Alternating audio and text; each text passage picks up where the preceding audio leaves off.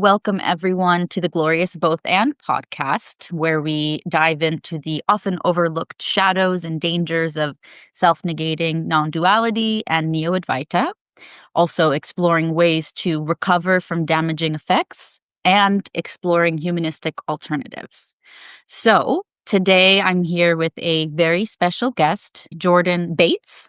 Jordan is a fellow life explorer who I met on Substack, which is a blog platform that's really engaging and has a notes section where people are pretty engaged in commenting on people's posts and generating pretty deep, constructive conversation.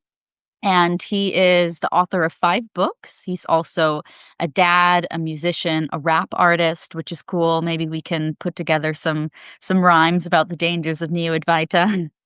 Can't say I haven't tried that myself already. And also, he's a men's coach. I'm really grateful that he's here. And one of the main reasons why we're here is because him and I have both been writing and speaking about the often hidden at the onset dangers, pitfalls, and dark sides and shadows of modern self-negating non-duality, Neo-Advaita, radical non-duality that all kind of share some common themes of either negating or radically undermining the personal sense of self, the reality of the world. A lot of other sort of doctrines might be that you're familiar with is there's no doer, there's no agency, there's no meaning, etc.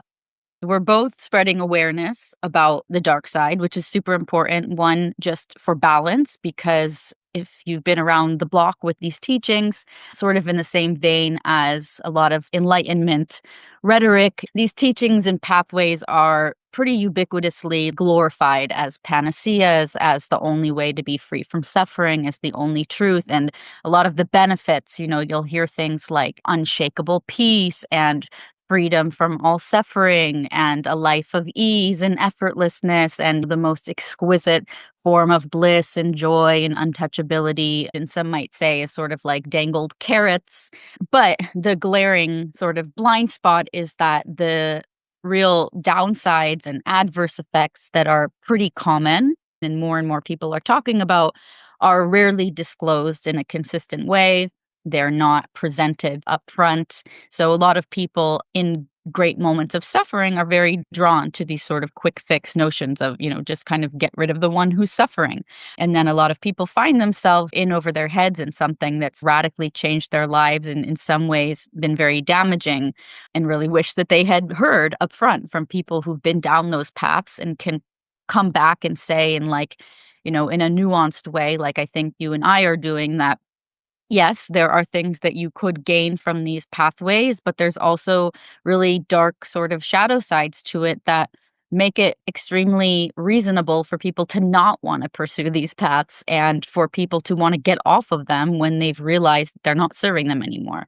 And the other thing that really draws me to JB and what you're sharing is your perspective that you've kind of described as sort of many modes of perceiving reality and getting past this whole dogma of, no self, for example, or perceiving reality with a sense of there's no doer here, for example, that this is the ultimate truth.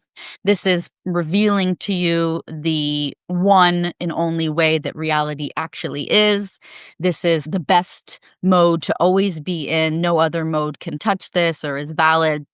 And you're saying like, well, wait a minute. No, there's many different modes of perception that we can, let's say, toggle between if we want to, and that there is a real danger and dogmatic layer to preaching that there's only one mode of perception. But what I really am excited about with this conversation is that I really believe can help people who feel stuck in one mode of perception, whether it's that there's no self or there's no doer, and are really suffering because of that, and are suffering because they feel that either, I'm being told by non-dual teachers that this is the true way, this is the way that reality is. If you question it, you're ignorant, or it's just an ego trip, or you're damned to suffer, or what have you.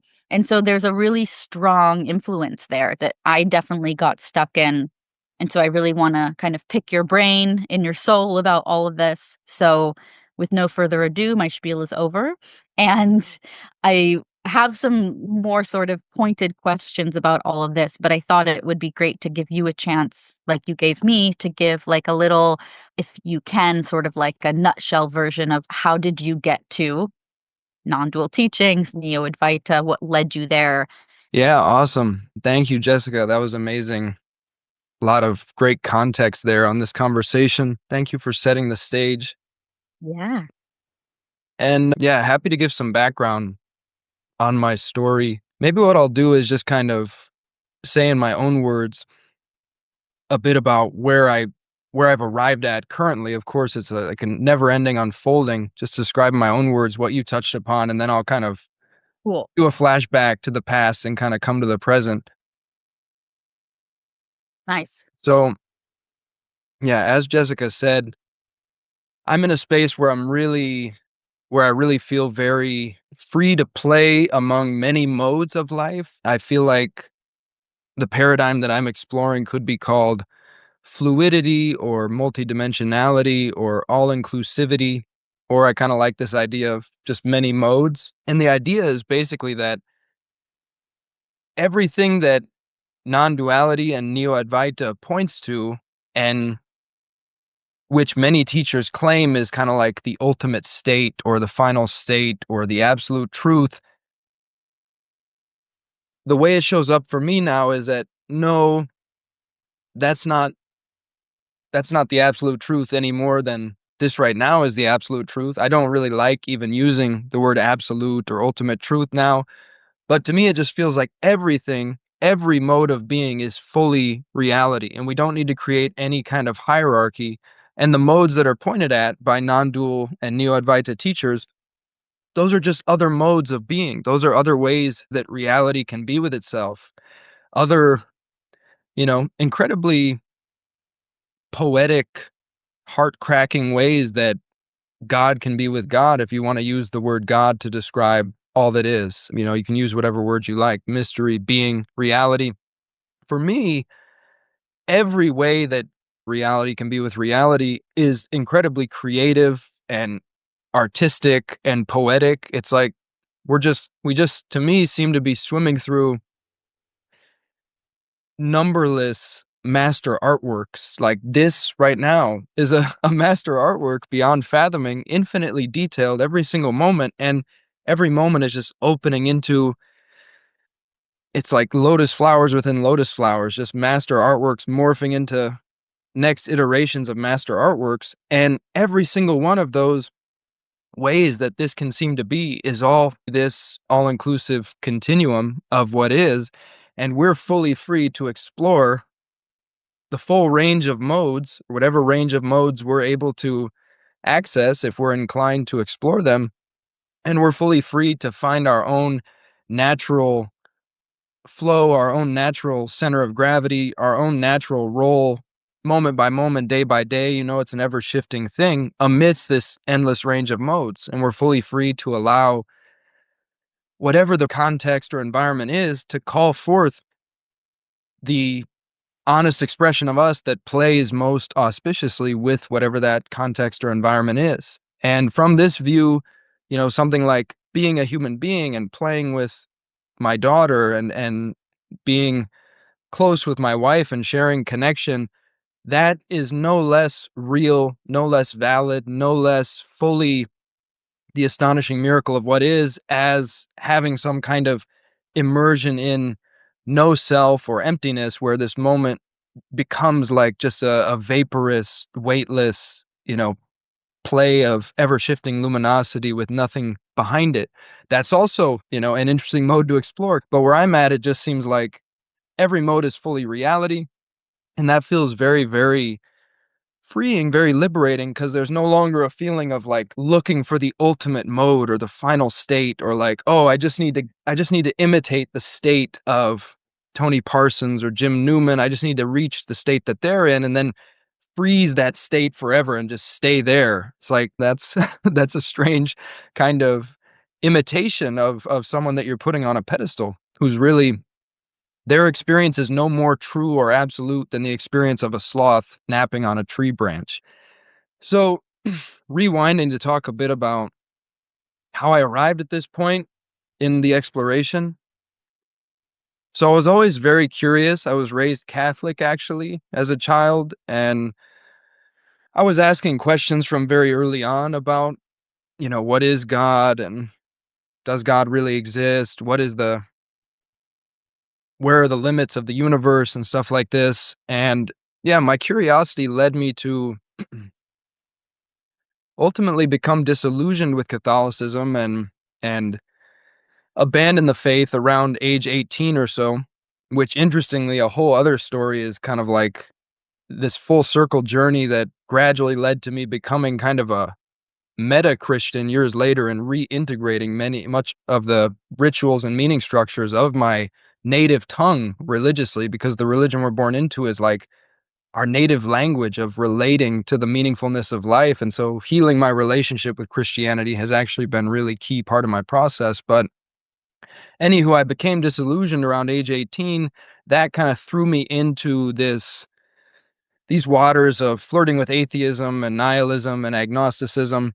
And then I found myself experimenting with psychedelics starting around age 19, first with magic mushrooms. Well, first with cannabis and then magic mushrooms. And that was really when things opened up in quite a profound way.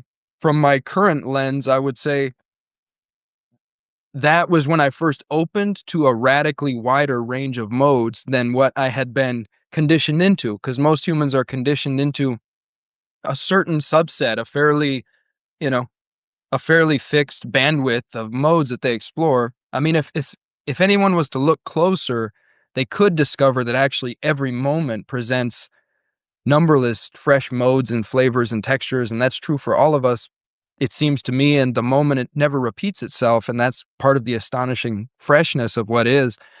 But that was kind of the moment when I was first exposed to, oh, reality includes a much broader range of modes and possibilities than I had ever assumed or taken to be. So it was kind of I began to experience a radical opening to life and a radical opening to a much vaster range of modes through psychedelic experimentation.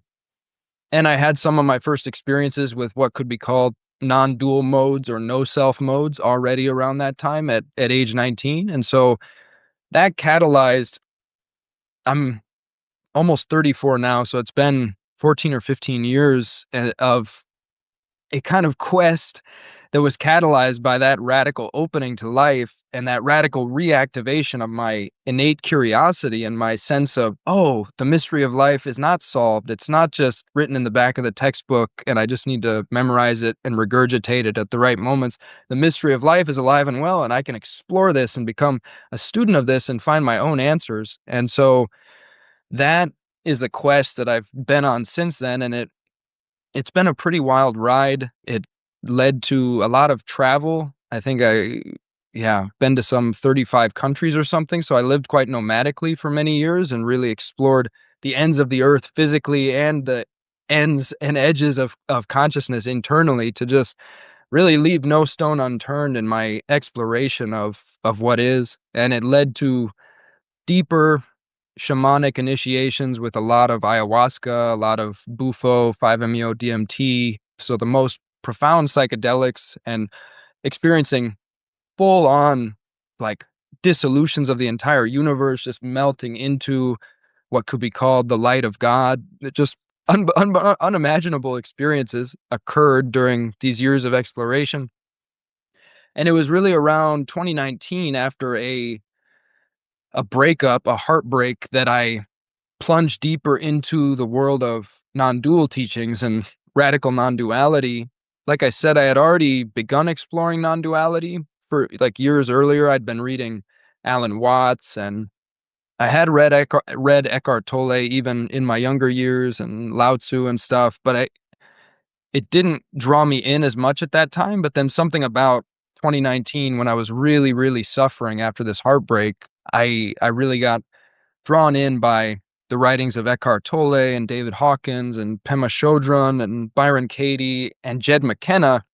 Jed McKenna really impacted me, and Jed McKenna, I would say, is one of the more dangerous figures in Neo-Advaita. I would say he's one of the most powerful writers who ever lived, but that's not necessarily always a good thing. I'd say he's a dangerous writer because he will shake the very foundations of a person's belief system, identity, worldview. He'll stab all of your sacred cows with a sharp stick. And yeah, generally, I would not recommend people to read Jed McKenna unless they feel very, very kind of solid within themselves or they really want to be tested or something like that. So that was my initiation into kind of radical non-duality, Neo-Advaita. I then, it led to me. So that happened. And then there was this quite profound ayahuasca retreat where I was romantically involved with this shaman, and she broke up with me right before the retreat. And I still went to the retreat, and I drank like 4 nights in a row. This woman who I'm madly in love with, I just want to run away with and travel the world. She just broke my heart. She's serving me tall cups of thick Peruvian ayahuasca 4 nights in a row. And I'm just like drinking these down. And like, I didn't even know how I was going to survive. It was like the craziest couple weeks of my life. And I was like vomiting for hours and just sobbing for hours after drinking this brew. This is a whole other crazy episode, but it is relevant because after like in ceremony 2, after hours of that, I broke through into this kind of just pristine white light and just dissolved into the white light. And that was kind of the first time that had ever happened, like a near total dissolution experience, which kind of was like foreshadowing later Bufo 5-MeO DMT experiences where the same thing would happen quite a few more times. But anywho, that was a moment where I came out of that and really felt like, oh, that was it. That was it. Like I'm awake now. I get it. I've woken up. And the danger there, and a common danger with psychedelics, is that I developed quite a grandiosity after that, kind of a guru complex, kind of a God complex. And I just felt like, I get it. I get what all these non-dual guys are talking about. And I interpreted what had happened to me through the lens of the non-dual philosophies that I'd been really, really deeply bathing in leading up to that point. And then I just doubled down, of course, on reading way more non-dual philosophy, reading more Jed McKenna, diving into, all the usual suspects, Adyashanti, Jim Newman, Tony Parsons, Nisargadatta, Ramana Maharshi, Krishnamurti, both Krishnamurtis, and, all these types of guys. And that's been a very interesting exploration. And that auspiciously, somehow, through a friend, I was guided to Peter Brown around year 2020. And thankfully, Peter Brown, I feel like discovering Peter Brown was kind of the beginning of the discovery of fluidity or multidimensionality, because Peter talks about multidimensionality, and he was the first one I'd ever really heard use this language of modes, and like all modes are fully actual, all modes are fully true, all modes are fully it, and freedom is just finding your own natural center of gravity among this range of modes on this all-inclusive continuum of being. And so discovering Peter, who some people would lump Peter in with non-duality, but yeah, I'd say he doesn't really fit the bill when it comes to a lot of the kind of traps of different non-dual teachers. And to be fair, as we've discussed before, there are plenty of non-dual teachers who don't fall into a lot of the traps that you and I have discussed and the shadows. And so through Peter, I also came to discover John Aston and Dina Evans and Joan Tollefson, Shiv Sengupta, Robert Saltzman, and all these types of people. Some people would call them non-dual, and they call themselves non-dual in some cases, but they have more nuanced and kind of all-inclusive views and are less rigid about a lot of things. So that was an important bridge, discovering those types of people, and especially Peter Brown. And then, yeah, along the way, there's been exploration of many wisdom traditions. I said there was this kind of reintegration of a lot of the Christian operating system of my youth, which was very important after becoming a father and family man, to be able to like stay put in the pressure cooker of family life, because it turns out that the Christian operating system is really well suited to that. Anywho, and there was also an integration of a lot of stuff from other wisdom traditions. I'm not in any way limiting myself to what's in the Christian operating system, but to bring this to a close, basically, I was fortunate to discover Peter's work and some of those other teachers, and that gradually helped me start to see a lot of the shadows within much of the non-duality space. And I would say it was really only within the last few months when I had probably the deepest immersion into the modes of emptiness or no self that I have ever experienced. And it was really quite intense for a couple months there. I spent a lot of time just feeling like this is a vaporous, luminous, weightless kind of display of ungraspable God nectar, and there's nothing behind it. And that was, very free for me, a very freeing and liberating mode. But kind of coming out of that or watching that continue to morph in subtle ways, that's when it really clicked that, like, oh, this is just another mode. This is just another way reality can seem to be and can be with itself. It's not the ultimate truth or the absolute truth any more than me eating a slice of pizza is the absolute truth. And that just kind of really dawned on me, really clicked and integrated and was really deeply internalized. And that was super freeing. And that's allowed me to now, even some of the people I listed who were really helpful in bridging the gap for me, even some of them, I look at some things they're saying in their work now where they're kind of putting non-doership on a pedestal or, you know, really putting anything on a pedestal.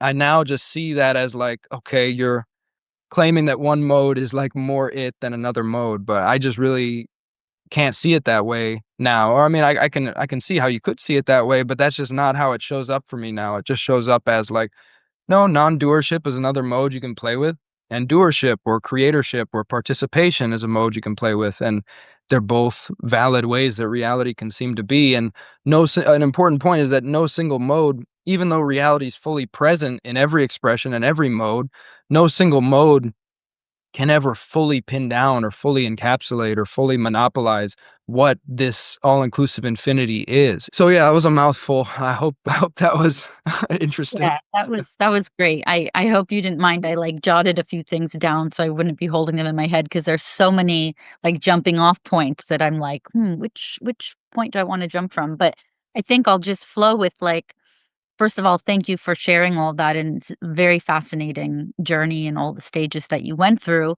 I think one of the things that I'm curious about, like to correct me if I'm wrong, but it sounds like in some ways you were sort of buffered from getting stuck in a lot of the traps that people get stuck in because you did sort of discover these perspectives that you had in mind that, okay, no, there isn't just one mode that's the ultimate truth, and you kind of embraced almost like preferring to experience reality and perceive reality as open-ended.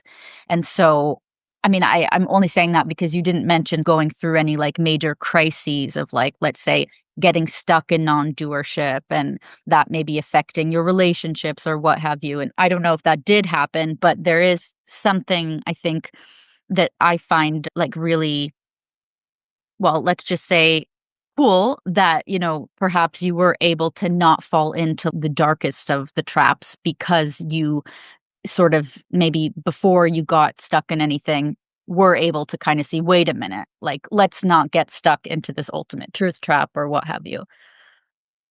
Yeah, there's a couple of things that come up there. I mean, for one, I think having my daughter in 2021 really shielded me from a lot of the worst of it, because I think a lot of these non-dual gurus, they tend to be childless men who don't have kids. And I think once you hold your baby in your arms and you stare into your baby's eyes and you weep for the precious miracle of this being that somehow you've co-created, it just changes you, and it hits so deep, and it's incredibly grounding into the human experience and the earthly experience. And so I think that was something that kind of shielded me and like snapped me out of some of the traps. But I did experience some of the traps and shadows in a pretty significant way. Like I would say Jed McKenna had me genuinely like afflicted with a fair amount of suffering over questions of like solipsism. Like, am I the only one here? Is there no one other than this one consciousness, and I'm just this one consciousness? And I was pretty afflicted by that. I was pretty afflicted by, because he also makes the claim that life is completely meaningless. And so I was also afflicted by this question of like, is life just completely meaningless? Yeah. And then some of the non-dual guys like Jim Newman especially lured me into this kind of carrot on a stick trap of feeling like, oh, I'm not awake yet or liberated yet because my self has not permanently fallen away, or I can still have an experience of feeling like Jordan, like feeling a sense of Jordanness, emanating here. And it's so strange that they, tell you that unconditional freedom requires this condition of zero selfing in order to be unconditionally free. And yeah, now I just see that as completely ludicrous. It's just not the case at all. But yeah, I was kind of hoodwinked into that type of intense seeking. So and I think I just naturally was a pretty intense seeker for a lot of years already, but different things really hooked into me and kind of directed the seeking in certain directions. Like also, I remember Bentinho Massaro's ideas of like, you need to penetrate the absolute and the absolute is beyond God.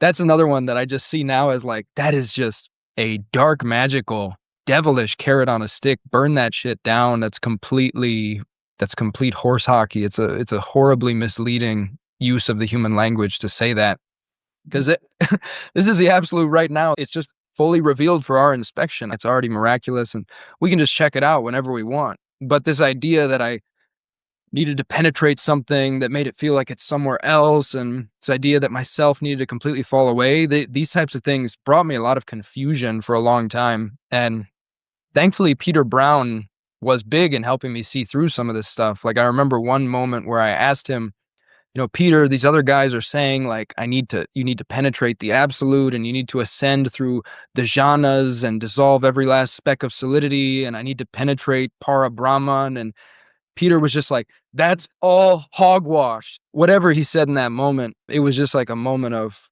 profound transmission where I just like had to giggle. I just started like giggling. It felt so good to have these carrots on a stick, like just chopped away, and just to be told, whatever mode you're exploring, that's fully it. That's fully home. And you are home within this tapestry of being, however it happens to be emerging in this moment. So yeah. Yeah, that's awesome. And just to like circle back a little bit to like the Jed McKenna types, like I often think of them as sort of like militant non-dualists. Like they come in with a wrecking ball to destroy everything in sight without care for, how it affects anybody. But I just remember folks like that, like really they got me involved in what felt like a bloody crusade against the self and against the illusion of the world and the false self. And everything was like destruction and killing and burning. And it was really this language of violence that was starting a very grim, sort of like aggressive war against all these parts of oneself. And what I also hear you saying a lot, which was a big shift for me, was this shift from like reality is a process of exclusion to an exercise in including more and more into what we consider to be reality. And that's something that broke down a lot of the non-dual kind of belief system that I had, which, as you and I talked about, like it goes beyond a belief system because you start to experience reality kind of with those ideas. The ideas might sort of fall away at times, but you're still holding them within your kind of subconscious. But that sense of like, well, wait a minute, like you said, this whole condition of you can only get to wholeness once you remove something from the whole. Like that doesn't add up anymore. That's like, how do you get the whole picture by like carving pieces of it out?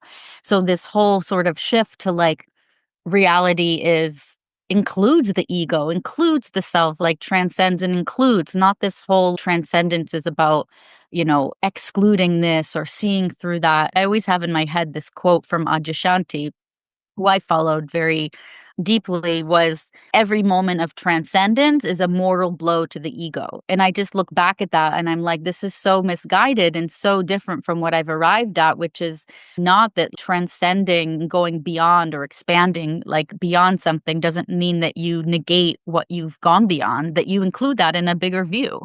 And so it really I'm just appreciating like your view of inclusivity and the fact that you were able to find, like, for me, I see it as sometimes there's these stepping stones that kind of move you away from some of the more radical stuff. So you might find, like you mentioned, some of those other non-dual teachers might still teach things that have some of the traps in it, but they also have like these really great sort of gems of wisdom and perspectives that can help you be like, oh, okay, that's misguided. And I had, a lot of those types of people. Like for me, and I know that you've kind of dipped into him a bit too, is like people like Tim Freak that were saying like, yeah, it's a dream character, but it's beautiful and engage in it and don't get rid of anything. Like what a magic mystery ride with all of these, amazing characters. And it was like, oh, and he has a big, colorful personality. Like it's okay to have a personality, and talk about oneness was just like, oh my God. And it was so much more like delicious and incredible to me, though it took a while to like get on board with, not believing he's deluded because he thinks he exists. But so it's cool to hear your process of taking bits and pieces from other people that were challenging more of like the militant type of exclusionary perspective. And then, God, there's so many places I want to go. I want to talk about, okay, let's first go to having a child. So I also, Tim Freak is someone who introduced me to this perspective because, I got into non-duality when I was like 24 and I'm almost 39 now, and I haven't had kids, but I do love kids. And I always thought like one day I'll have kids. And after I got into this whole ego dissolution path, and I was really like, my personality was like thinning out and becoming very empty and hollow. And I started to really lose that sense of like spontaneous, joyful engagement with anything other than, this absolute appearing, shining radiance with nothing behind it, like you said, or this sort of peacefulness that only I could experience within myself. I became super withdrawn and started like noticing when I was like playing with my niece that like, oh my God, like there's no one here to like to play, and there's nothing that I'm offering that's like, playful and funny. I lost my sense of humor, and it hit me that like, wait a minute, like I can't have a family from this way that I've become, of like this sort of hollowed out shell of a person with no real sort of impulse to participate or engage, or of course not make believe, God forbid. But that was something that hit me. And then a huge thing, and I think it's very overlooked, so I want to talk about it a lot, is a lot of people who I speak to who have been harmed in some ways by, this whole quest of ego death or ego dissolution, or absorbing teachings that things are an illusion only, that really messed up their families. I've heard everything from like children being taken out of somebody's custody to having to get divorced because, they couldn't hold up the relationship anymore. They became so distant and like unempathic, lost their desire for intimacy. But a lot of times people will just say that like, I lost my connection with my children. And some of them are weeping as they tell the story of like these years where they would look at their child as just an illusion. I know a woman who shared that her son committed suicide after he began to only be able to see his family as in a delusion. And like you said, solipsism, he got stuck in that mode that like, when I die, they're going to disappear because they're a projection of my consciousness only. And not to say that it was just Neo-Advaita that did that. It was a conglomeration of things, but it certainly was supercharged by that sense of, well, nothing matters because nothing's real anyway. But on like the more less extreme side, just parents will say things like, I gained so much. Probably my biggest challenge is having to let go of the idea that my kids are real and things like that. But then you'll hear from people like you and people like Tim that will be like, actually, the moment that I had a child was the moment that I was like, no, we're not getting rid of individuality. And like you said, I would never teach my child this. And then sort of reevaluating, when you have kids, I imagine, and I think about it a lot, is like what, like you said, like what myths and what narratives and what meaning and value systems do we want to impart to our children in the next generation? And is it really that nothing exists and your individuality doesn't matter and the purpose of life is to, escape suffering by negating your desires and your preferences and all of that? And I think a lot of people, it strikes them as like, oh, wait a minute. Maybe there's something not quite right here, or what we really want everyone to start taking on. And so I guess I just really appreciate that. And I was wondering if did you have any experiences like that, or like where you were with your daughter and you could sort of like catch a glimpse of like, oh, if I was looking at her as like just this illusion, like how that might harm the relationship or anything there? Um, yeah, a few months ago when I mentioned going into that mode of deeply into emptiness and no self that just kind of spontaneously arose through a lot of a certain type of more negating type of inquiry, which again is another mode you can explore. You can explore modes of negation, and those can lead to fascinating places, right? It's like the smorgasbord is fully available, but it's a question of what is really skillful and artful for you and what feels right for you. And as you say, not getting stuck in a particular mode is feels really key for most of us, I would say. So yeah, when I was deeply in that mode of emptiness and no self for a while, I did allow it to even temporarily like hollow out my family to the point where I was just seeing everything, including my family, with as this like miraculous display of, luminosity, weightless, no thingness with nothing behind it. And that interestingly, that didn't disconnect me from my family. I still felt connected and still felt like, wow, I'm seeing like another dimension of my family, like seeing their infinity or their, you know, Mhm.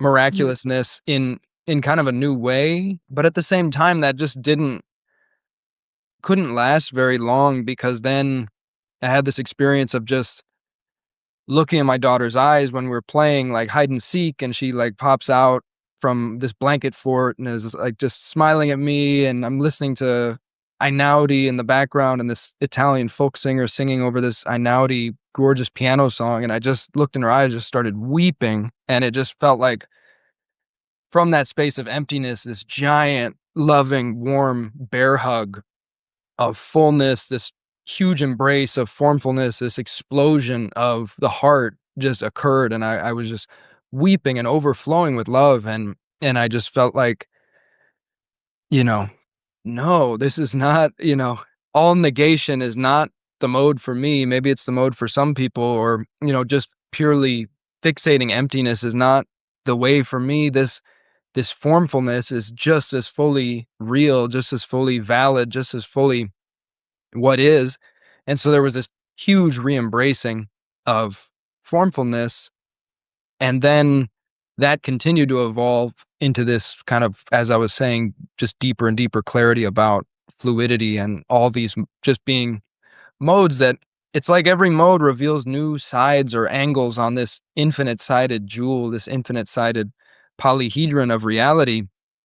But again, no mode can fully encapsulate or monopolize it, and no mode is any more real than another mode in a very profound sense. And some people might say, well, isn't that just pure relativism? And, isn't that going to get us in trouble? And I guess what I would say to that is, as you were saying, recognizing that like all modes are fully reality does not prevent us from asking the question, which which modes do we actually want to tell our children about, recommend to our children? Which modes do we actually want to encode within the mythologies and the stories and the maps that we pass on to our children?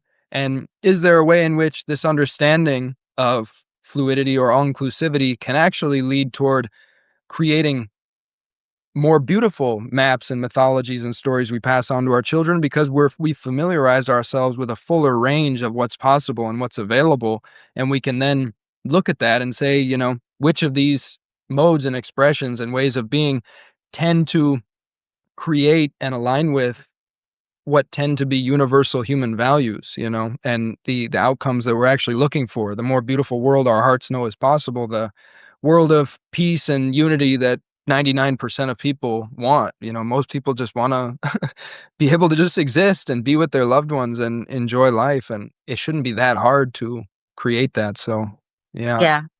I see what you mean. And it's cool that you bring up the whole question of relativity. We don't have to go too far into it, but what I've arrived at for me that's felt good and healthy is like, first of all, that what that opens up is this new sort of um compass for it's really about choice for me, is that now that I could take off the table, like, okay, base like a path or a philosophy that you're going to get involved in and choose like a spiritual path based on whether is it the ultimate truth and it's going to make you enlightened or it's going to end all of your suffering, to know which of these pathways is also healthy and which of these pathways actually is based on humanistic values, that's relational and participatory and believes in the sanctity of the individual and human life, and that it's okay to have preferences towards what direction I want society to go in and what world I want the next generation of kids to live in. And is this pathway that the ultimate purpose of life is to negate ourselves and escape the world that's just like the shitty you know, fallen from purity, and we have to get back to that by negating all these beautiful things? Is that what I want the world to be led by in general? No. And I'm okay saying that I have that preference.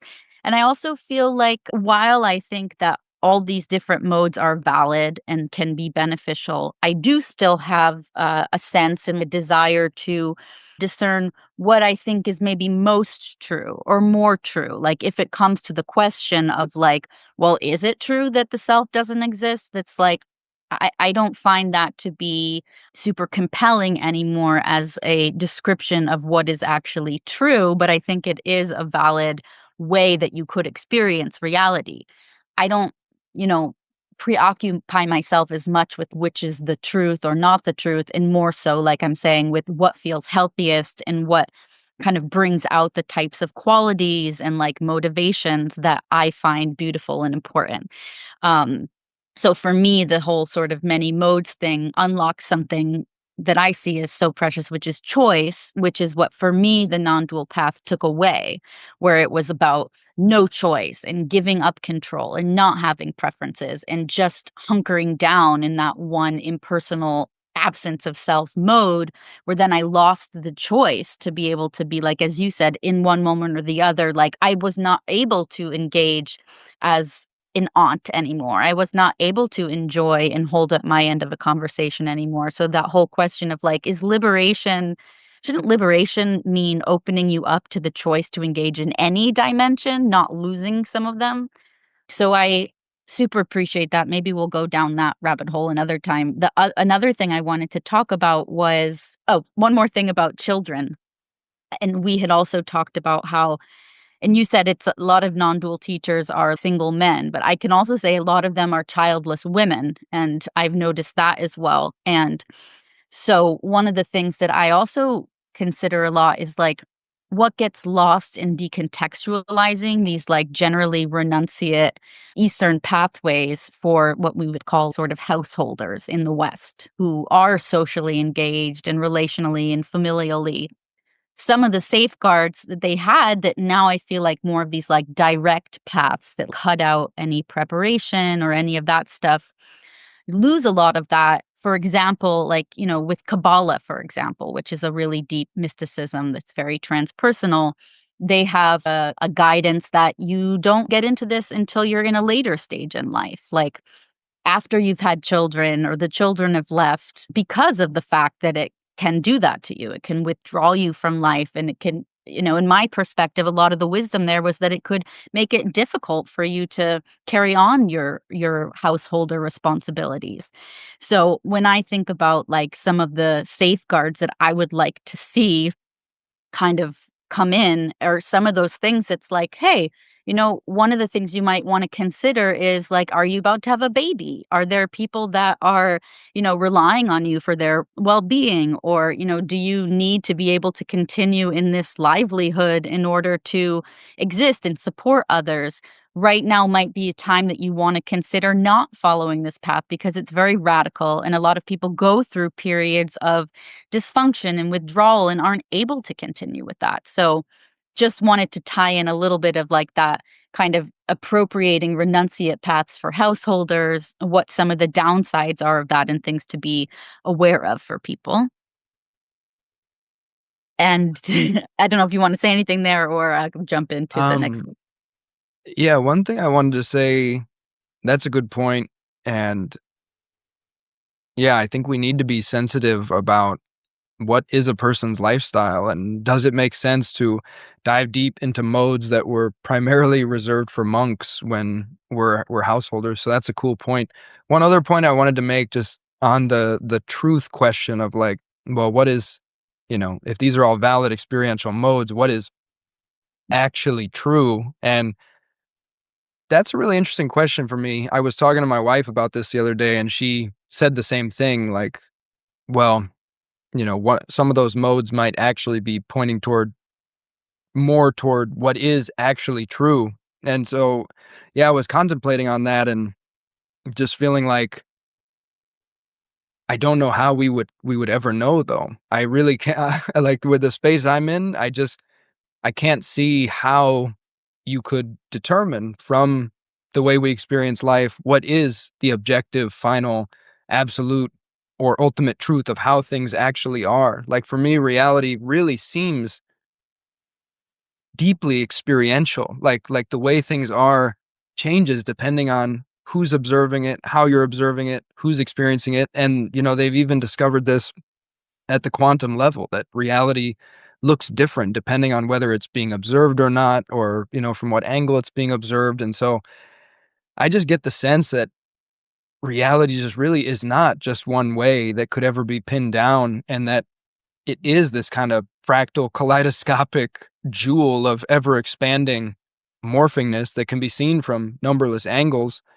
And at the same time, when it comes to like, okay, but then how do you navigate, and how do you, what is your compass then for truth and the good, the true, and the beautiful? And I would just say, from a human perspective, for me, the heart is really fundamental, which feels like, on one level, speaking about the actual human heart and whatever this center of energy is here, that just feels like it goes to the very heart of life. For me, that's the idea of being heart-led or heart-centered is really important to me, and I'm fully in favor of using all forms of one's intelligence and one's holistic beingness to sense the whole of life and flow with life in that way. But for me, really, like, what the heart knows and what the heart feels. And when I'm feeling that unconditional love, where I'm feeling like reality unconditionally loves me and I'm just crying, or I'm feeling like I unconditionally love my daughter and I'm just crying, those are the moments which for me experientially feel like I'm touching the deepest truth. And that is the deepest North Star that I orient my life around, or Mhm. attempt to, Yeah. Beautiful. Yeah, I think probably I won't go too much further in this for now, but I think like when we talk about truth, there's ontological truth that a lot of people get into of like what is the nature of being? What is the nature of isness? And you get into all these metaphysics, and maybe I think that's where the biggest mystery is. But then you get to like everyday stuff, and then I feel like the need to have an agreement that like, you know, this is there and that is there. And then maybe when you get into questions of, I wouldn't say necessarily politics, but like getting sort in like social issues and world issues, like there's such like a, what's the word? We're in the day of fake news and things like that. And I think it is important to be able to discern sort of truth from lies when it comes to these world issues, and in order to be able to understand what's going on and what to do about it. But I feel like those are kind of two different sort of maybe types of truths and ways of discerning them that probably is beyond like the meat of our conversation for now.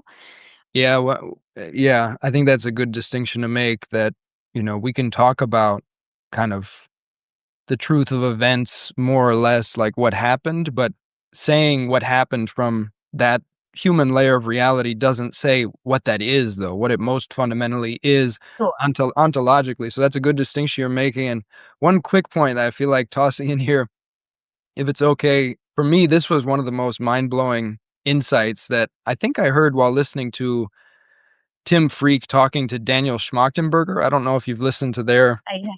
Cool. engagements at all, but Schmachtenberger made an incredibly lucid point that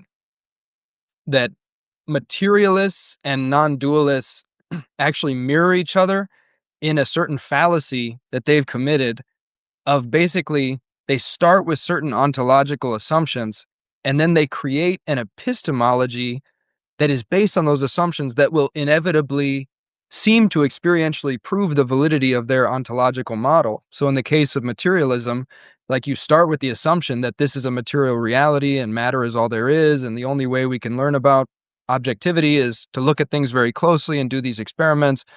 And then you create an epistemology based on that, the epistemology of science, the understanding of how we gain knowledge, and you attempt to gain knowledge only through studying things as if they were just physical material phenomena. And then, of course, that seems to prove your ontology that there's only physical material phenomena. And similarly, non-dualists have historically created an ontology that says there's only consciousness, there's only this naked display of light right here and now. And then Yeah. they create an epistemology based on just only stay with experience as if there's only this immediate flash of experience and just stay there and just study it that way.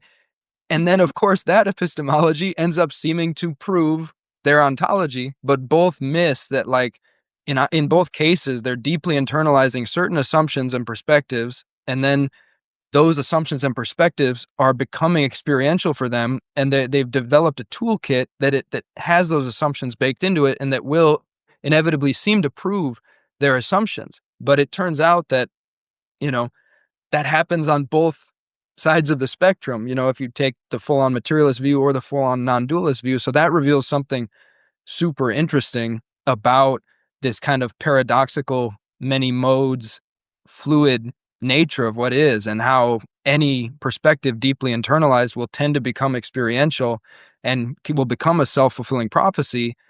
But Right. then latching onto that and saying it shows why latching on to any one, seeming experiential mode and saying this proves my ontology, why that tends to be, a grave error. So that's a subtle point, but I found that like a gorgeous, mind-blowing point. Yeah. I think it's actually one of the biggest points that actually I wanted to get to, because for me, understanding, like, one way that I've heard it described as like sort of like a self-verifying or self-validating loop where, for me and most people, the whole narrative in the type of non-duality that we're talking about, when you get into things like self-inquiry and what is often called direct pointers, that you're being directly pointed to the truth with these set of questions or these practices or mind exercises, and the whole narrative that once you see it, then it's self-evident. So if you're told, hammered again and again, there is no self, there is no self, and once you have this experience of self dropping away, then it's proven that there is no self and it never existed and never will and never does. And that whole loop, that's like this closed loop, really solidifies that sense that I have seen the ultimate truth. Partly, I think, because you've got these ancient traditions that have been saying this for so long that you're like, oh, well, it must be true because it's all this ancient wisdom that, who am I to question it? But when we talk about people getting stuck in that ultimate truth trap, one of the biggest challenges is people saying, I wish that I could at least like decrease my conviction that this is the only possible way that it is. And one of the strongest ways that I found is unpacking these direct pointers to see that when they say self-inquiry or discover the true self or self-realization, you're not being given an open-ended discovery of like, oh, who's my authentic true self? Let me go inside and contemplate, who am I? Although it's kind of this illusion where they're like, yes, go in and ask, who am I, who am I, who am I, in self-inquiry. But they're telling you what you have to answer, what you have to find. And they're also saying, like you said, the assumption that's baked in is that if you can't locate your sense of self, then it can't be real. And if it's temporary and it can fall away and come back, then it's obviously not real. So go inside, see the temporary unlocatability, improve this undeniable self-evident truth that the self is complete non-existent, imposter, fallacy, whatever. So you know what, exactly what you're saying. So then I was able to be like, oh, I was pointed to have a very unique experience. And I like calling them direct pointers, but pointing out that what they're really good at is giving you an experience that's very different from your familiar experience. So they're really effective in getting you to open up this other mode of perceiving. But are they really pointing you to an already present fact that is the ultimate final truth? I would say no. So being able to unpack that question of like, how do we know what's true, and like how do we come to discern truth, which is what epistemology is based on, is a huge important key to unlock that freedom of perception. It's like, well, no, you didn't see, well, in my perspective, you weren't pointed to the undeniable truth. You were pointed to one way of perceiving that was a pre-given notion. So it's also kind of dogma. Like you said, you experienced that in Catholicism. Like Jesus is the savior. Once you experience Jesus, then you know Jesus is the savior or what have you. And then you're guided to have this experience that feels like Jesus or however it's described in Catholicism. But then, people like you and a lot of people come to question, well, I had that experience, but that doesn't necessarily mean that X, Y, and Z are the truth. So from there, I wanted to ask you, what do you think you could say or offer to people who are feeling stuck in one mode of perception? And what I had written to myself is that there's kind of like, I would say, at least 3 reasons why people get stuck in, whether it's non-doership or it's impersonhood or everything's an illusion, nothing matters, is like, one is that belief that it's the only truth. So turning away from it's betraying the truth.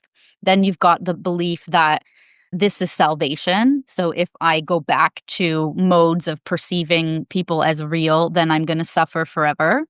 But then the other one, I think that I would be curious to hear from you, is just the logistics of switching modes, because people will come out of psychedelics and feel like it's really hard to get back into the familiar sense of reality, even if they believe that, solipsism is not true and it's not saving them from suffering. How can I even get myself to not feel that anymore? And I sometimes think about it as like getting like a lens stuck on the camera and you can't get it off. So, I experience, and some people experience, like, I really want to start perceiving choice again and perceiving, people as these integrated wholes. But I don't know how, because I've gone so long seeing it as otherwise. How can I open myself to like literally logistically getting into another mode? So I don't know if you have any maybe practical advice or encouragement that it's possible when you feel like it's not. Yeah, great question. I'll answer that in a sec. There were just a couple more things that came up when you were talking about other stuff that I just wanted to quickly share. So for one, I just found it important to say that this word self is really so crucial and something to look at so closely when it comes to these teachings. And I love that Tim Freak really dialed in on this, and he, you know, would ask different people. Like, I think I saw him talk with Richard Sylvester and say, but what do you mean by the word self? When you're saying there's no self, what do you mean by that? Because that's crucial. Are you saying there's no homunculus in there pulling levers? I can get on board with that. And that's the thing. It's like these people can rarely pin down what they even mean when they're saying the self is not there. Because it's like, okay, if I define self as a psychophysical organism, that is emanating a general flavor of Jordanness, then it's basically impossible to deny that there's a self right here. And so what do you mean by self? And when you drill down on that, you finally start to get into, well, what we mean is more like there's this feeling of being apart from reality, of being somehow like sealed off or apart from reality, which at this point I would say Yes, so that's another valid mode, the sense of being apart from reality, a mode that can be explored. And I do think it's super, super beautiful and important to invite people to explore and explore tools that can help them discover the modes where they don't feel apart from reality. Because I think that is one of the biggest gifts in non-duality, is that it can help people arrive at a felt recognition that they do belong here and they're not apart from this. They're part of this. They are this. This is home. And I would say if there's the other thing you were talking about with the pointers, I totally agree that so many pointers are just pointing at different modes and then claiming that that's the absolute truth rather than just another interesting angle or way this can seem to be. But if there is like one undeniable thing that these pointers point at, something that I would say is actually undeniable, you could just say it as this is this this Right. is here. reality Reality. reality is. And that is maybe like the one pointer to pay the most attention to, because the best, I'd say the best people are just repeatedly pointing at just that.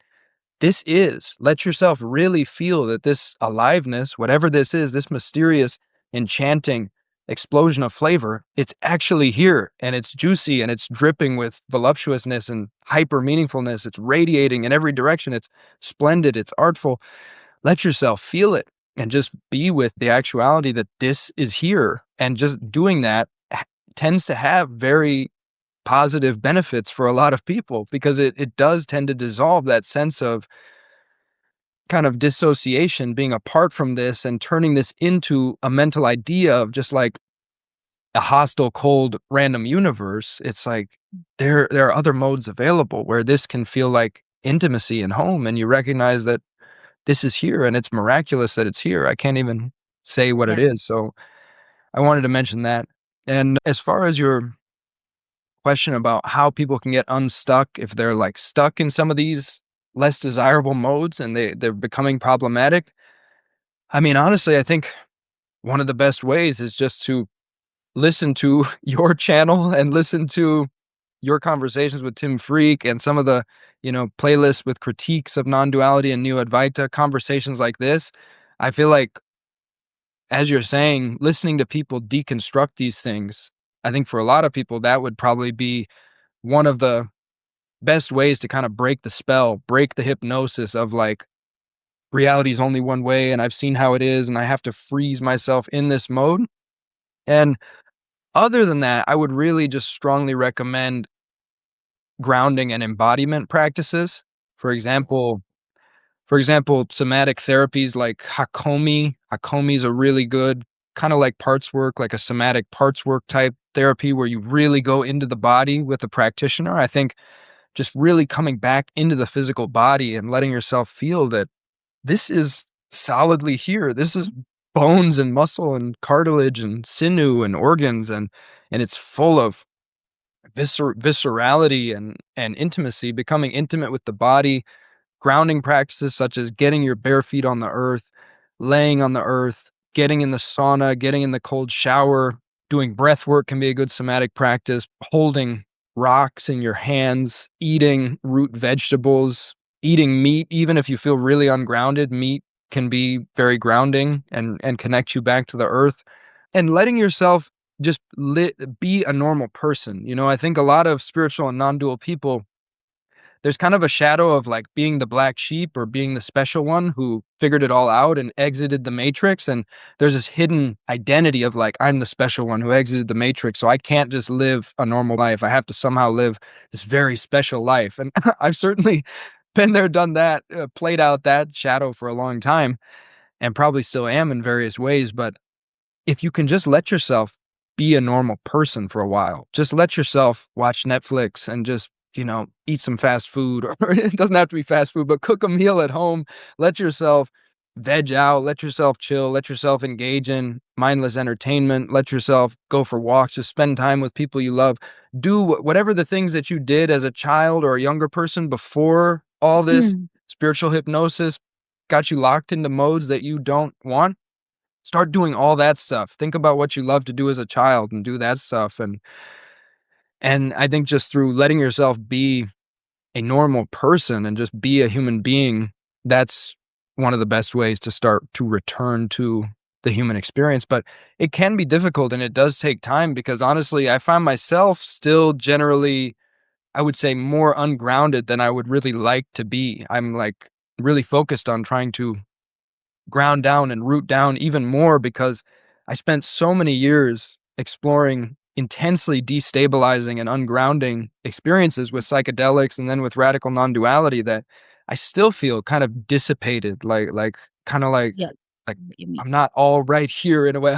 Gather. I'm like all over the universe somehow, and I'm like trying to like bring it back here and like root it to this earth. And it's an ongoing process. So it's also important to be gentle with yourself and realize it's not going to happen all at once. It's not going to happen overnight. It's okay to take your time. You know, you can't rush your healing process, your grounding process. And the other key thing I would say is just to really just let yourself appreciate whatever stage you're at and whatever mode you happen to be in, and realize, just notice that it's not actually permanent. Even if you do feel stuck, just notice that, pay closer attention and realize that every moment is fresh and has not been seen before. Every moment is a subtly different mode, a subtly different perspective. And, you know, playing with that might be valuable for some people, or for some that maybe is a little too non-dual to go more into the, you know, zooming in on impermanence. Mhm. So I think generally, yeah, just kind of ceasing, for one, also stopping whatever practices have gotten you locked into that place. So if you're meditating all the time or you're reading non-dual books all the time, stop doing that and just do, you know, everyday human things for a while. That's super helpful, and I also appreciate you being vulnerable and sharing that, it's that you struggle with it too at times, and that it is an ongoing process and won't happen overnight. I wanted to go back to, because one thing that I found really helpful too is when you think about, like, just going back to like kind of boring, mundane life, is what you were saying, where you felt like one of the greatest sort of golds of what you got out of some of those like presencing practices, or like being with what is instead of being like, what is beyond all of this, to use that sort of prompt of like, this cup is here right now, but bringing a sense of wonder to that, and being like, this is a beautiful mystery, or maybe you won't see it as a mystery, but like that the fact of existence is incredible. Like there's a woman who's the wife of a teacher I used to have, and she said something like, perhaps the greatest miracle of all is that there's anything here at all. And to really get into a mode of savoring the preciousness of the things that we call mundane. That's like, isn't like, isn't this right here magic enough that I don't need to go into states that negate these things, so that you can sort of come back to even seeing that consensus reality is itself a miracle. We're all miracles because we're here. And that really helped me, I think, to get over that sense of like, well, I'm just going back to like the rote, mundane matrix world. It's like, but all of this is itself mysterious and beautiful and wondrous. And can I really savor all of these moments that non-duality will kind of tear down and say is in the way or meaningless? And maybe to kind of see that, like, people who are stuck in that perspective are really missing out on being able to get joy and meaning and beauty from all of these seemingly mundane things. Even, talking to somebody about the weather could be the most interesting thing ever, because it's like, how did we get to this? That this is two entities engaging and acknowledging each other's existence. And so I think, yeah, it's great to hear lots of different things that have helped other people. Can Here's I a good comment on that real quick? Yeah. Yeah, just thanks for making that point. That's an amazing point. Totally affirm that if you look closely at anything in boring, ordinary experience, you can just start to notice that it's all astonishing. It's all miraculous that it's even here. It's all like overflowing with meaningfulness if you really like let yourself sensitize to the artistry of it and just really let yourself feel that it's actually here and it happens to look like this. And notice the detail. They say God is in the details, and just really let yourself feel the detail. And at the same time, I would say that type of practice was actually one of the most powerful for opening really deep non-dual states for me, like really sensitively going into that and just really staying with the ever shifting artistry in a very kind of like zoomed in way, like outside of the story of Jordan, just being with the raw fact of suchness, of beingness. That's kind of one of the main that's the main practice that Peter Brown recommends. Actually, he calls it the yoga of radiant presence, where you just primarily drop labels and descriptions and let yourself be seduced by the ever-present lusciousness and miraculousness and suchness of being itself, and you just stay with that. So I would tell people to, just realize that if you go really deep into that type of practice, it could actually open into more like non-dual or ungrounded states. So, you have to just calibrate and pay attention to that. But you're totally right that there can also just be very everyday degrees of appreciation that don't lead to like super sensitizing or super zooming in to where you could start to lose touch with your human self. And yeah, just like life can be really enjoyable and wonderful in its ordinary human way. Yeah. So yeah, I love that. For adding that, and I'll add something there because that was an important point. I'll just tell a very quick story, is that one of my first people that I was influenced by was Jeff Foster back in the day, before he had come out and said that what he'd gotten involved with was a loveless cult, which he called Neo-Advaita, and started shifting to away from self-negation to self-compassion. What I had loved the most about him was that I felt like his writings had really opened me to mystery and appreciating mystery. And that was so beautiful. But I think what it's been about for me, and what can help people that we're speaking about now, is not to have that condition that we can only appreciate mystery when we get ourselves out of the way.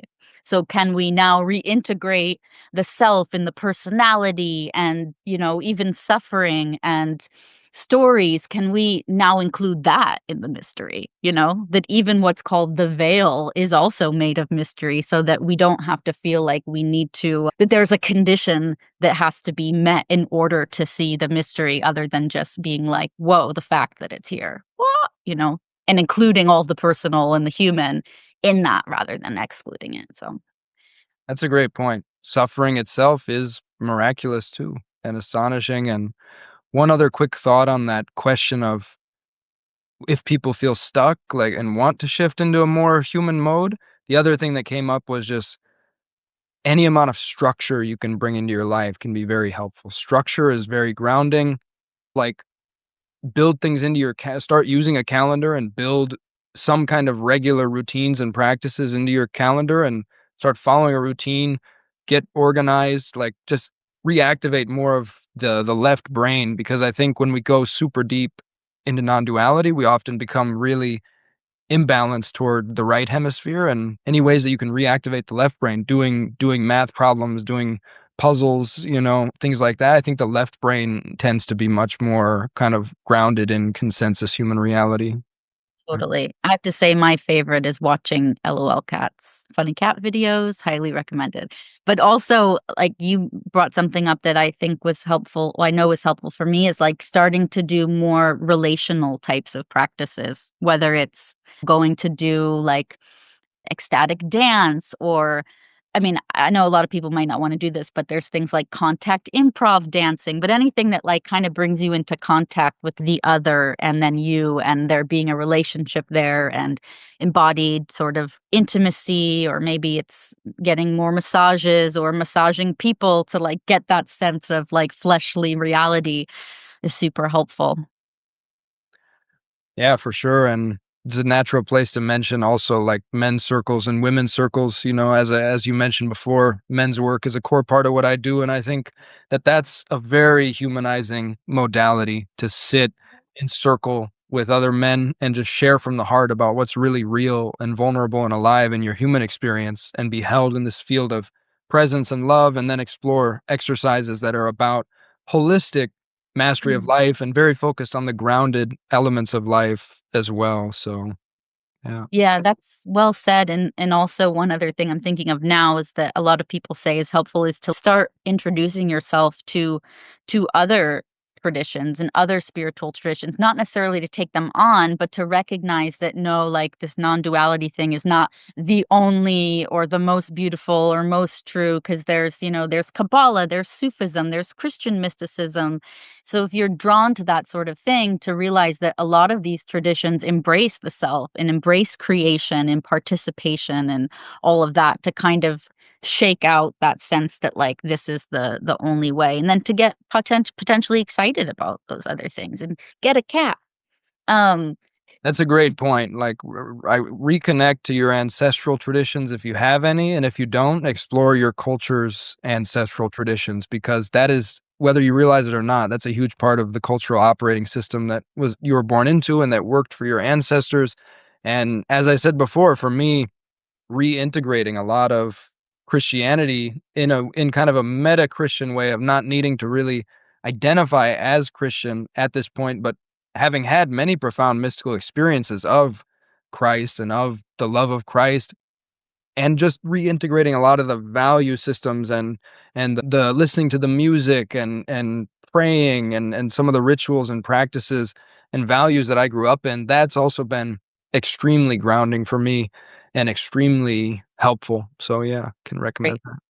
It makes me think that I love that our conversation's just going all over the place, but it makes me think of one of the things that you also get in, at least in the non-dual teachings that I got into, was this idea that actually all mystical traditions are pointing to the same thing, and that they're all pointing to the non-existence of the self, or that everything is really consciousness, or there's no doer. And that's just not true. Like, when you get into the nuances, you get all these different strands that are saying different things. Like, some are saying the world is a real expression of whatever they're calling the ground of being. Some are saying, devotion to a relational God is valid and important. Others are saying we're here to participate and fully express our personalities, to, be part of evolution or what have you. So that's also, I think, helpful to realize that that's kind of a misconception, that every spiritual path is leading to this, what they're saying. So Yeah, they explore wildly different modes is how I see it now. Like, some are much more focused on certain sets of modes and some are much more focused on other sets of modes. And the only sense in which they're all pointing at the same thing is just the sense in which everything in existence is pointing at the same thing, which is just existence itself or reality itself or the mystery. And beyond that, it's like they're all exploring wildly different modes. And that, I feel like, is a big part of what we're being asked to evolve toward as a species, or a potential invitation for our evolution as a species, is that if we could just see, instead of playing these religions off of each other, or these different groups playing off of each other in this endless kind of us versus them of like, no, we've got the absolute truth. No, we've got the absolute truth. We need to kill those other guys because they believe something different. If we could all just start to see that all these experiential modes are valid, they're valid ways for reality to be with itself. And the diversity is really astonishing, that it evolved in all these different ways across these different continents. Yeah. I'll just point to one guy. His name is Jorge Ferrer, and he writes a lot about spiritual exclusivism, and then this more pluralistic view that there's not just that there's many rafts but one shore, which I think is common when you think of like the perennial idea that everything is pointing to your pure consciousness or whatever, to many rafts and many shores, that there's many different. It's basically what we're saying right now, but he's really cool and he writes about it. So Jorge Ferrer. And I wanted to ask you, because I forgot this earlier, but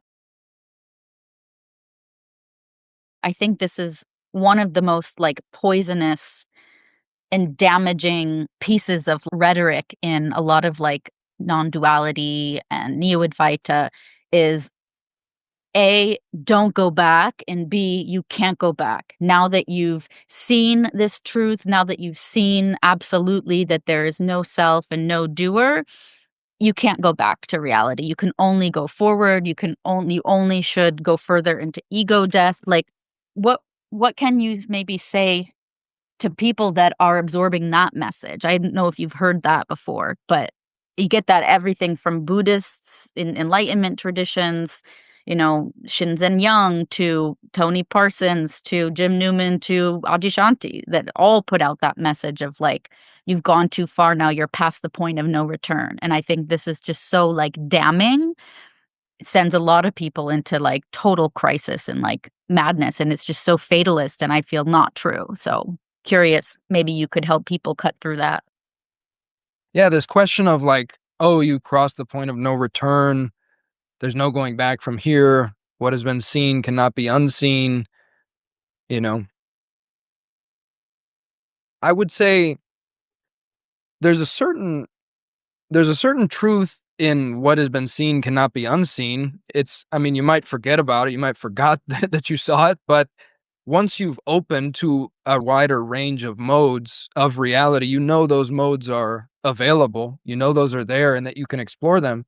But I would just say to people that it's absolutely not true that you're ever boxed in and just, you've crossed the point of no return and therefore you are confined to this narrow subset of modes for the rest of your days and there's no way you can access the modes that you were in before. It's just, for me, it doesn't show up that way. Maybe if you have that belief, I think that's a very strange dogma that is pretty old in the Enlightenment traditions. And I think it kind of has an aura of specialness about it. Like so many of these dogmas, it has this aura of like, oh, you'll know when you got there because it will be the point of no return and it'll just be, so clear and you'll never want to go back. And Mm. it's just like, no, that if you believe that, you can experience it that way. It's a valid mode you can experience, but the way it's shown up for me is just, again, that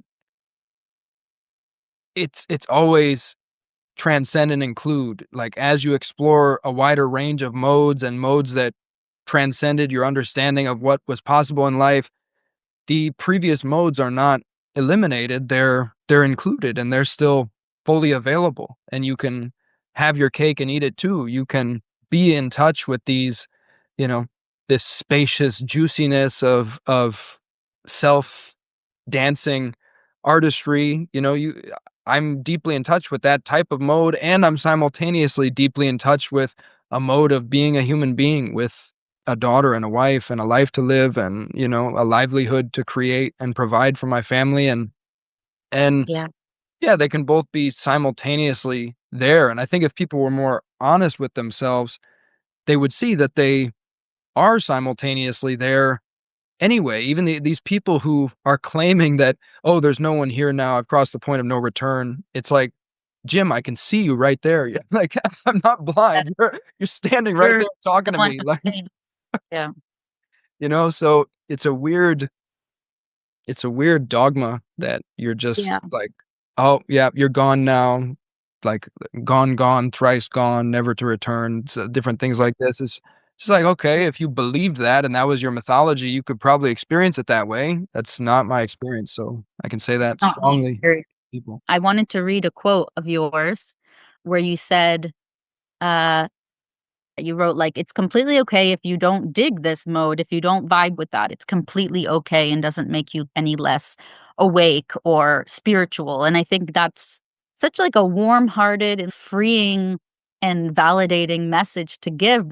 So much in non-duality is like, well, of course you don't like it. That's your ego that's kicking and screaming. And so don't trust that voice, which is just so, I think, so toxic and even abusive. It's like, don't listen to your voice, listen to my voice. That's like, no, it's valid enough just to say, this isn't serving me. It doesn't feel healthy. It doesn't feel good. Or for whatever reason, this isn't where I want to be. Like, applaud yourself. And when people tell you or try to like shame you out of that, there's something not right about that. So yeah, I appreciate all of your insights. And I just yeah. want to see if you have anything you want to say. Mm.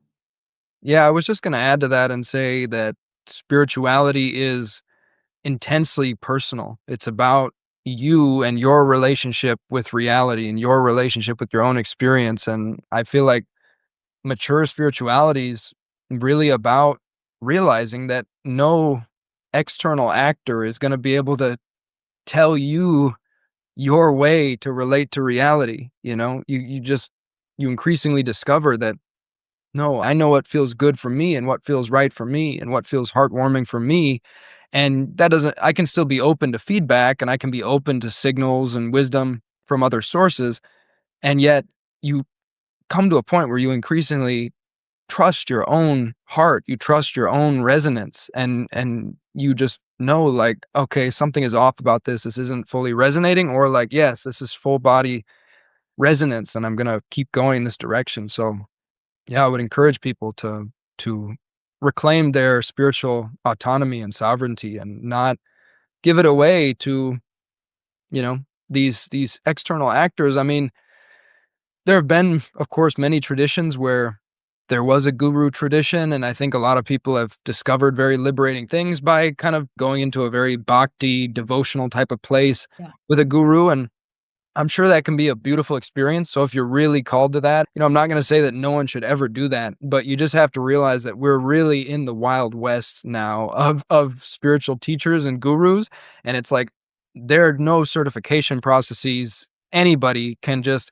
you know, start hosting meetings and start parroting the absolutish refrain of no self, and it's dangerous. And most of these people, you know, if you make them your guru and you put them on a pedestal, there's probably going to be ways in which they lead you away from your heart's deepest truth and knowing. So Yeah. personally, yeah, I would tell people to never forfeit your own heart's deepest truth and knowing, even if you go into a deep kind of devotional bhakti type mode with a certain personage or something, or Yeah. pay attention to your spidey sense.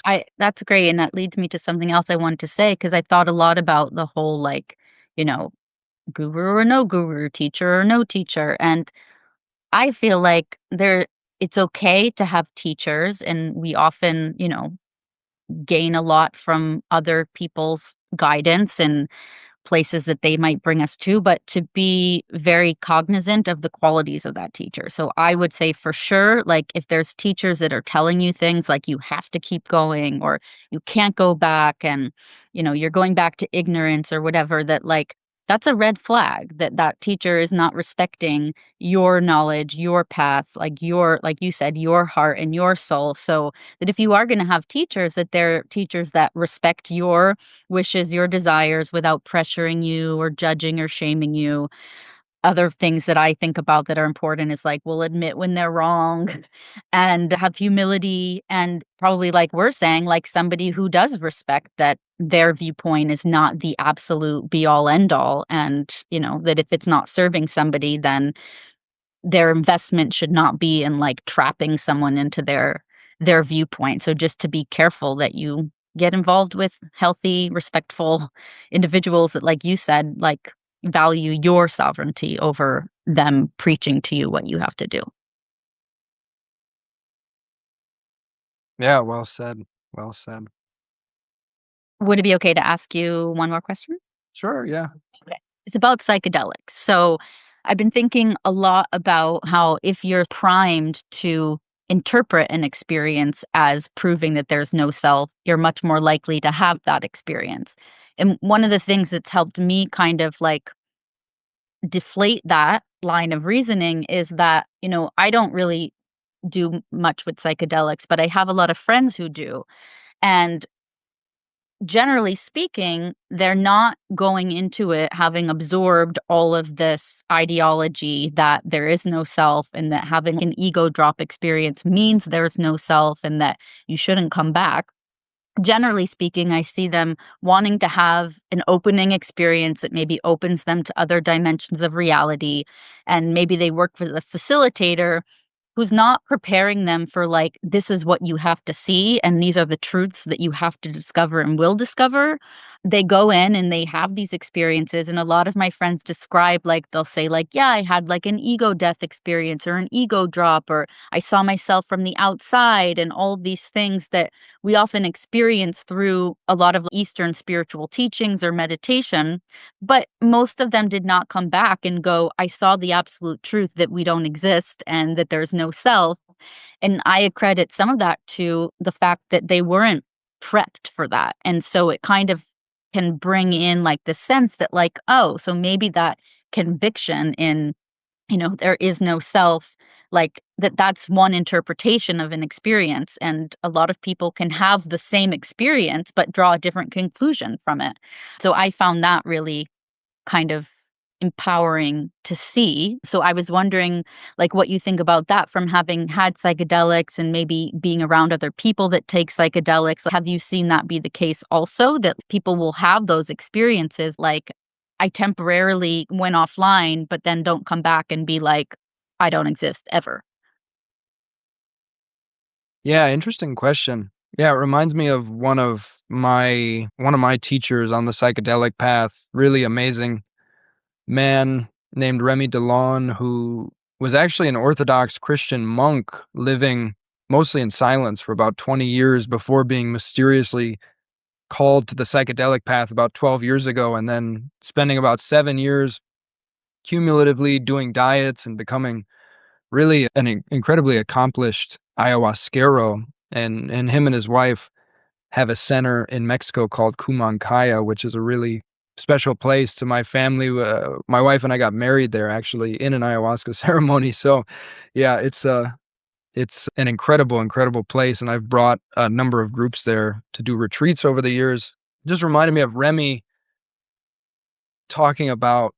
I mean, this is a guy who's drank ayahuasca like over 2,000 times, and he's had many Bufo 5-MeO DMT experiences because he's drank ayahuasca that much because he's holding space for others, and the ayahuasquero drinks to be able to go into the visionary realm where he can see into the people's system and use the song technology of the Icaro to literally like open up based on what their intention is, open up like the intention and clean out whatever needs to be cleaned through the song technology. So ayahuasca is a very mystical and fascinating phenomenon in itself. But I just remember Remy saying once, like, he's this French guy, really funny French guy. He's just like, I've had these full dissolution experiences many times, but I was always still there. Like a little speck of Remy was always still there in the experience. And I felt like that was really honest because a lot of people, I think, are quick to jump to the narrative that they just weren't there at all. And I think a lot of people, if they were more honest with themselves, they could probably admit, like, yeah, actually, I think there was kind of like a speck of my general ambiance was still present in that giant Mm. dissolution experience. And so him saying that even kind of made me realize, like, oh, I've been saying that I've had these total dissolution experiences where I wasn't even there Mhm. anymore.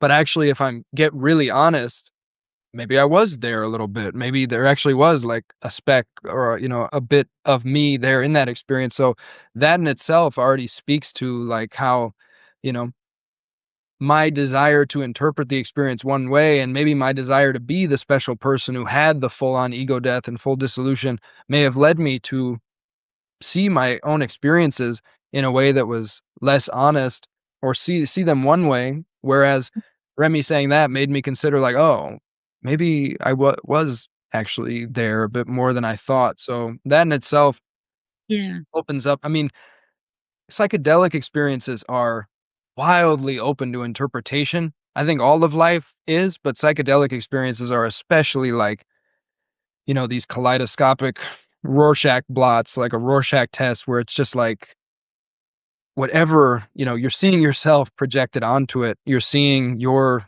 beliefs and your perspectives projected onto it. So I think, yeah, it's completely, I resonate with what you're saying about that. Yeah.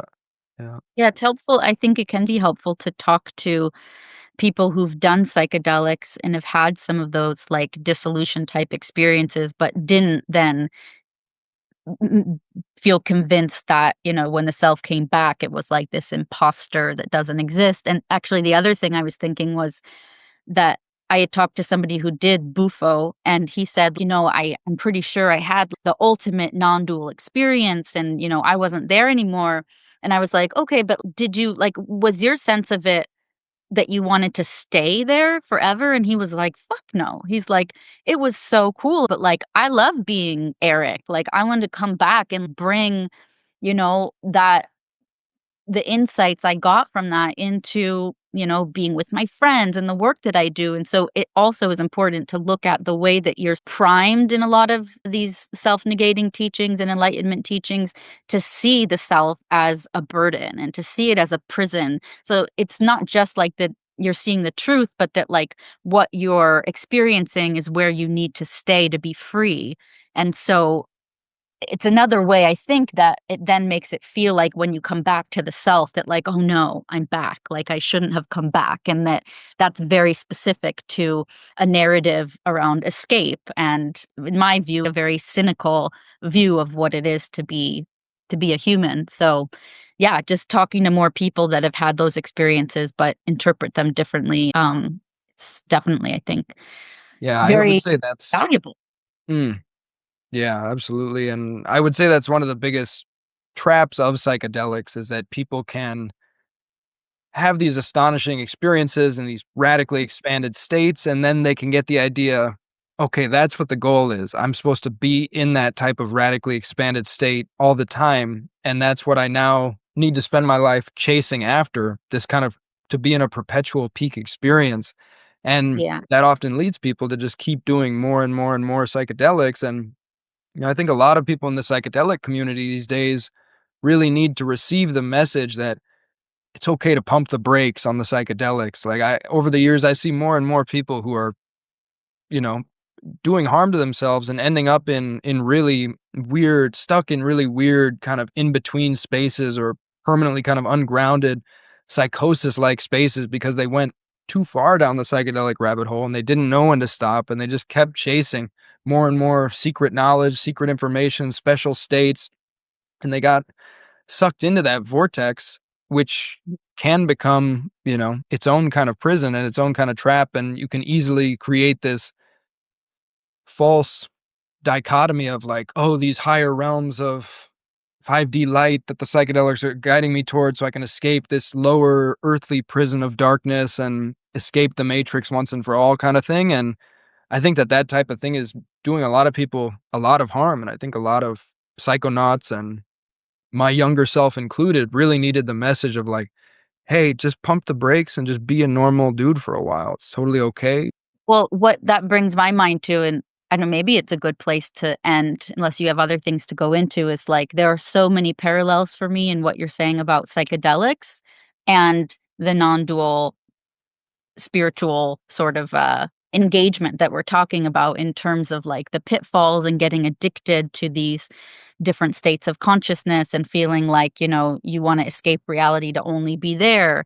And so one of the things that you've probably noticed me writing about a little bit is the ethics in teaching people indiscriminately, on YouTube, that you are really inducing with your pointers and what you're saying radically altered states of consciousness that are known to be destabilizing, ungrounding, whether or not they feel good or not. But it's known that in these direct paths throughout the traditions that they are the most risky just inherently because it pulls the ground out from underneath you so extremely. And, I found most of the teachers that I learned from, if I kind of combed through their videos and teachings, I'd find at least a few instances where they described when they had this quote unquote awakening following what they're teaching, they went through periods of extreme dysfunction, whether it was like not being able to work or raise kids or take care of themselves for a year or losing their memories and disassociation. But they don't disclose it in the beginning and they don't disclose it in a mature way without, the pressure and judgment factor. And so I have thought a lot about the analogy to psychedelic facilitation, where you're doing something very similar and there's so much care and caution to the safety protocol. So there is preparation and there is an assessment so that those people are trained to know that, like, if somebody's in extreme depersonalization, now is probably not a great time to further destabilize, their sense of self and reality. If somebody's has previous history of psychosis, or even if they're just in an extreme unstable place, and also to fully disclose like what can happen. So the whole consideration of set and setting that is just completely missing in this new age non-dual, let's all, enter these radically different states of consciousness now and then just leave you like stranded. That there is a real, I guess, curious if you think there's a good case for a need for that greater discretion and disclosure and disclaimers and a reduction in just cranking this stuff out to the masses on YouTube and saying this is for everyone. Yeah, for sure. I think that's a really, really good point. And I totally agree that it's very strange that these practices and teachings that used to be reserved for monks who had years of prior training and years of preparatory training, that they're just now being just dished out like, Off the ledge. like just this smorgasbord of all you can eat buffet of radically destabilizing teachings. And yeah, it's tricky because on one hand, I think it's good that we open source humanity's wisdom. And at the same time, yeah, I think that a lot of casualties are taking place in that space, whether it be actual full on deaths or just a lot of the shadows and traps we've been talking about here. And so, yeah, I think that in general, the psychedelic and non-dual community could do a lot better job of making these types of messages more widespread, because I certainly had no idea what I was getting into years ago. The sales pitch for spirituality is like, it just looks like all sparkles and rainbows and the most lofty promises. And it's like, oh, okay, this is great. I found the key to life. I just need to become a hyper spiritual person and explore all these radical modalities of life. And yeah, I don't know, where were the disclaimers? Where were Okay. And I Now I did hear it here and there from people over the years, like even I remember Vinay Gupta saying like, it was crazy that meditation and mindfulness had just been so normalized without people being at all informed that, like, if you go deep into meditation, like, it can destabilize your whole life. And I remember hearing that years ago and being like, huh, I've never heard that before. That seems kind of like a weird point to make. But now, years later, I'm like, he was one of the ones who was doing it right and actually saying what we should be saying, which is right. it's basically a collection of the most powerful psychotechnologies known to man for radically shifting experience. And you're literally turning yourself into a test subject and your life into an experiment. And you should realize that you're doing that and that it can go awry. It can lead to undesirable places. And so really check in with yourself and be sure that your heart's really calling you in that direction, and that you found wise teachers and space holders, facilitators who are able to hold that in a wise fashion.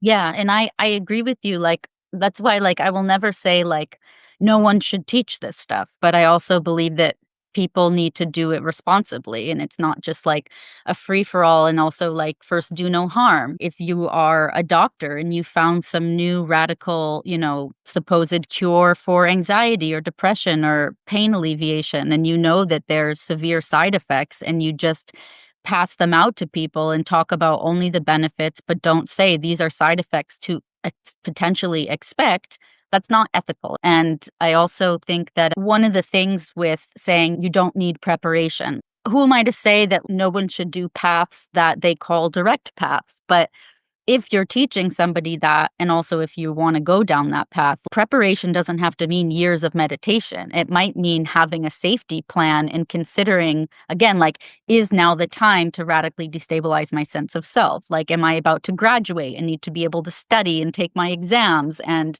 raise my 6-year-old daughter? Or whatever it is. And then also being able to, like, there's so many other things that people tend to put in place when they do things like psychedelics, to be able to be prepared for the fallout. And that's something that I feel like people are robbed of that opportunity when they don't know about the commonality of that type of fallout. And then you mentioned meditation, which is the other example, because now there's so much research into adverse effects of just mindfulness, like anything from dissociation to depersonalization to even things like nihilism. And they say that it's something like maybe 10% or so. But when you take that to a massive scale, that's a lot of people. And the fact that simple mindfulness meditation can have such effects, like, times that by like 100 when you get into these pointers to shatter your sense of self instantly. The fact that there's nothing really going on there in terms of, now I've heard that a lot of retreat centers for meditation are doing disclaimers that are meant to explain to people self-assessment. Like, if you, example, just had a bipolar episode, or all these different things that research has showed can make people more susceptible to harm, that they let people know, have psychotherapists on site to support people if they're having a breakdown. So many different things that, just from a perspective of compassion and care, is so missing in this instant enlightenment thing. And so, yeah, that's just something that I want to bring more awareness to, and see if it catches on in any way. But since you can't rely on teachers to tell you, it's important that these conversations happen so that at least awareness can sort of go from person to person. People should be aware of that. They should be aware that it's dangerous, and they should be given the liberty to decide. Yeah. And also, one thing that I think is super important is that teachers educate themselves. These non-dual ego dissolution pathways it's so obvious that they're almost like the most likely to lead somebody to what they might call a dark night of the soul or spiritual emergency. So I think teachers need to be able to support people in the fallout, or direct them to support that they can get. And that's another thing that's needs to be there. And maybe that speaks to, in psychedelic facilitation, the integration afterwards. Yeah. Yeah. So we've covered a lot, my friend. Have other things you want to say that would make this feel like more complete for you, or? Yeah, I would say just a final message to people. If there's one thing that really comes through from this conversation,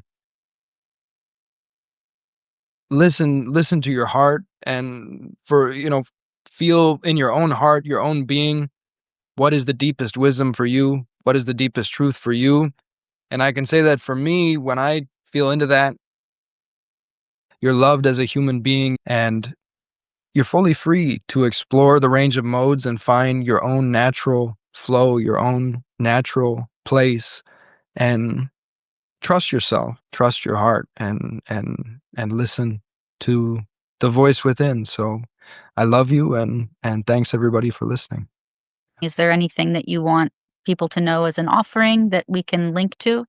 Yeah, I would just say my website is jordanbates.life. You can find most of my stuff there. I have multiple Substack newsletters, so jordanbates.substack.com. You can look up my YouTube channel, and yeah, I have music and writings and books, many creations, so it's really quite a labyrinth. So feel welcome to explore whatever parts of the castle call to you.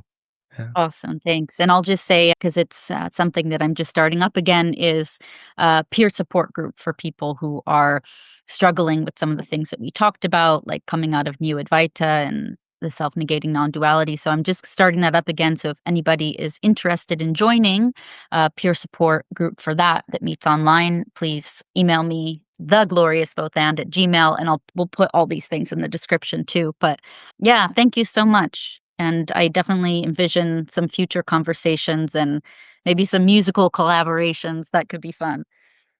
Yeah, thank you, Jessica. Really, it was another amazing conversation. I really appreciate everything that you're Awesome. doing and saying. Thank you. You as well.